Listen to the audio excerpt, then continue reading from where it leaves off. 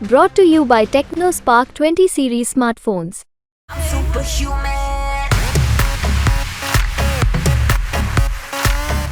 इस बार आजमगढ़ के लोगों ने एक अलग मन बना लिया है कि सूद सहित वापस लौटाएंगे। जो हमारी हार हुई थी वो हार को वापस करेंगे बीजेपी को, और उसमें सूद और जोड़ देंगे आजमगढ़ के लोगों को, और ऐसा सूद जोड़ेंगे कि भविष्य में बीजेपी के लोग आजमगढ़ से कंडे ढूंढते घूमेंगे। वो कहते हैं कि 3 दिन रहे चले गए, आपने तो घर बना लिया। अब वो कह रहे हैं कि घर तो बना लिया लेकिन ताला बंद रहेगा।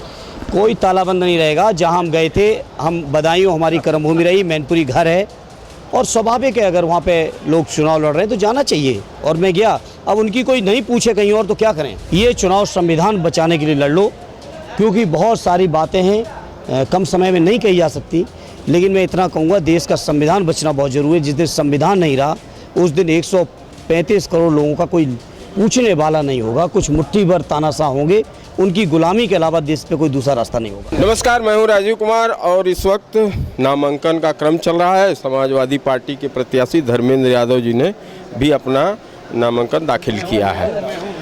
धर्मेंद्र साहब, यूपी तक से ही आपने पहले कहा था कि चुनाव हारे हैं, हौसला नहीं आ रहे, समय भी बीतते देर नहीं लगी। ये सच है, पता ही नहीं चला कब टाइम समय निकल गया, और उसी हौसले के साथ फिर से हम लोग खड़े हैं। और इस बार आजमगढ़ के लोगों ने एक अलग मन बना लिया है कि सूद सहित वापस लौटाएंगे। जो हमारी हार हुई थी वो हार को वापस करेंगे बीजेपी को, और उसमें सूद और जोड़ देंगे आजमगढ़ के लोगों को, और ऐसा सूद जोड़ेंगे कि भविष्य में बीजेपी के लोग आजमगढ़ से कंडे ढूंढते घूमेंगे। नहीं, पिछली बार भी तो यही बातें आ रही थी, लेकिन हार हुई, लेकिन अब की तो सीख लिया। नहीं, बहुत सारी सीख भी ली, बहुत सारी चीज़ों में परिवर्तन है, और वो परिवर्तन ऑलरेडी जमाली साहब उस समय हमारे साथ नहीं थे, और एक बड़ा नुकसान हुआ था उनके सामने होने से। आज उनका भी ताकत जब साथ जुड़ी है, और आजमगढ़ तो छोड़ो, आजमगढ़ में तो हम लोग ताकत में पहले भी थे, जमाली साहब के आने से उस ताकत में इजाफा हुआ है। जहाँ हम लोग कभी नहीं जीते थे कुछ सीटें, वो सीटें भी इस बार ऐतिहासिक तौर पे समाजवादी पार्टी जीत के आ रही है पश्चिमी उत्तर प्रदेश से। और जब पश्चिम वाले इतना करते हुए आ रहे हैं तो पूरब में तो आप सोच ही लो क्या होगा, इतिहास बनेगा।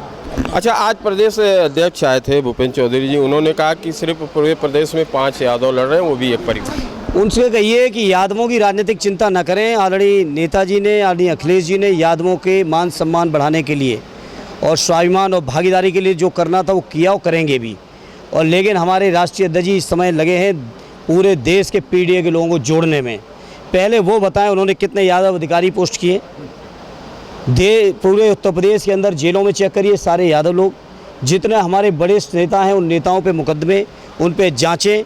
पहले वो यादवों शुभचिंतक बनने से पहले अपनी गरिमा में झांकें, उसके बाद यादवों की बात करें। निरहुआ जी कह रहे हैं कि घर तो बना लिए हैं, आपने कहा कि वो कहते हैं कि 3 दिन रहे चले गए, आपने तो घर बना लिया। अब वो कह रहे हैं कि घर तो बना लिया लेकिन ताला बंद रहेगा। कोई ताला बंद नहीं रहेगा। जहाँ हम गए थे, हम बदायूं हमारी कर्मभूमि रही, मैनपुरी घर है, और स्वाभाविक है अगर वहाँ पे लोग चुनाव लड़ रहे हैं तो जाना चाहिए। और मैं गया, अब उनकी कोई नहीं पूछे कहीं और तो क्या करें। अच्छा धर्मेंद्र जी, ये मौका इस वक्त है कि आजमगढ़ के दोनों लोकसभा के प्रत्याशी भी हैं, दरोगा जी भी हैं, आज भी उन्होंने भी अपना पर्चा दाखिला किया है। किस उम्मीद से अब की बार आपका हौसला बुलंद है? ये जनता ने हौसला बुलंद किया है। माननीय नेता जी का आशीर्वाद है, और हमारे राष्ट्रीय अध्यक्ष जी का हाथ है हमारे सर पर और यहाँ के लोगों पर।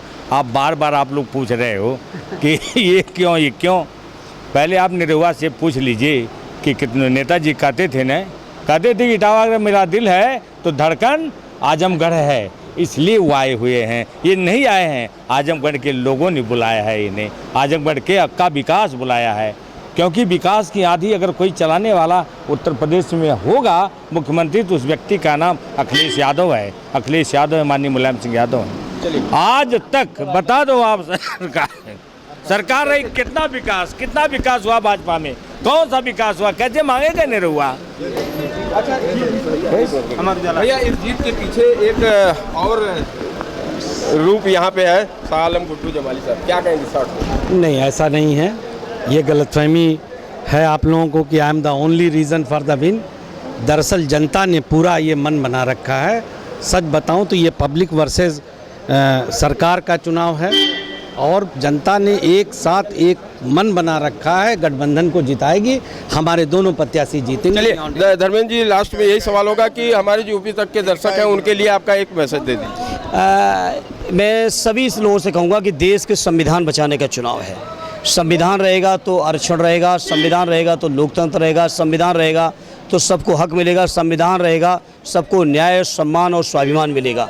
ये चुनाव संविधान बचाने के लिए लड़ लो, क्योंकि बहुत सारी बातें हैं कम समय में नहीं कही जा सकती, लेकिन मैं इतना कहूँगा देश का संविधान बचना बहुत ज़रूरी है। जिस दिन संविधान नहीं रहा उस दिन 135 करोड़ लोगों का कोई पूछने वाला नहीं होगा, कुछ मुट्ठी भर तानाशाह होंगे, उनकी गुलामी के अलावा देश पे कोई दूसरा रास्ता नहीं होगा। इसी मुद्दे पे आप चुनाव भी लड़ रहे हैं? बिल्कुल, चुनाव हम ही नहीं, पूरी हमारी पार्टी, पूरा विपक्ष, पूरी इंडिया लड़ रही है। बहुत बहुत धन्यवाद राजीव भाई। शुक्रिया। तो ये थे धर्मेंद्र यादव जी, और प्रत्याशी के रूप में इन्होंने आज अपना पर्चा दाखिला भी कर दिया।